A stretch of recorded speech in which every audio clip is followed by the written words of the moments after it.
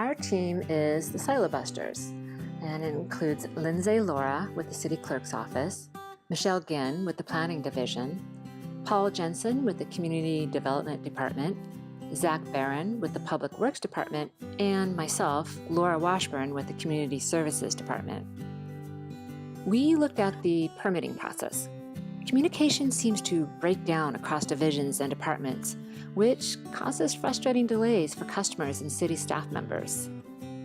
This seems to happen because the process is complex and involves many steps. Since a permit or documents are often routed to numerous people, they can fall through the cracks, or people may not know where they should route the documents once they complete their task.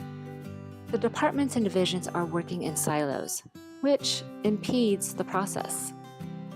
For our research process, we interviewed staff members, customers, and members of the public.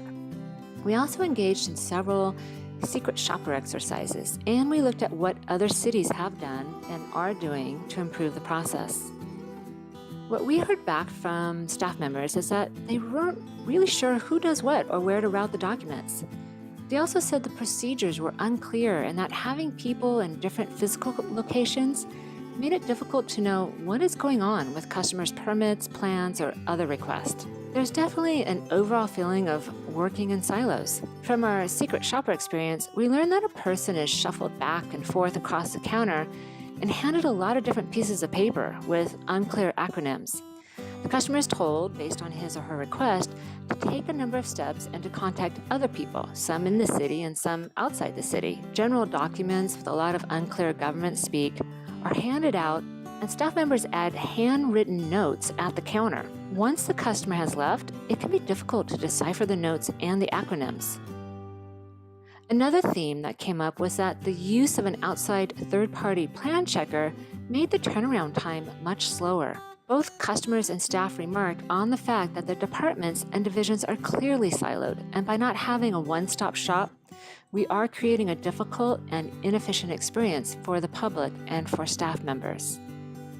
So based on this information, we came up with a list of long-term and short-term ideas. In the short term, we thought about creating an intake routing form, also creating a flowchart of the process and info packets tailored to the customer needs, and a clear and simple procedures guide. For the long term, we looked at creating a centralized permit center, moving the plan check process in-house, creating a facilitator or ombudsperson position, and cross-training for staff members so that everyone understands who is doing what. So looking at these ideas, we asked ourselves, what could we do now to improve communications and the routing system, thus improving the process? Turns out, there were already a couple of documents that we could use as a starting point to come up with an intake routing form. So we rewrote the questions and we added some columns to show different departments. However, this wasn't really clear. In the end, we were able to develop a simple to use and simple to read electronic permit routing form. As you click on the answers to the questions, information is generated to show where to route the documents.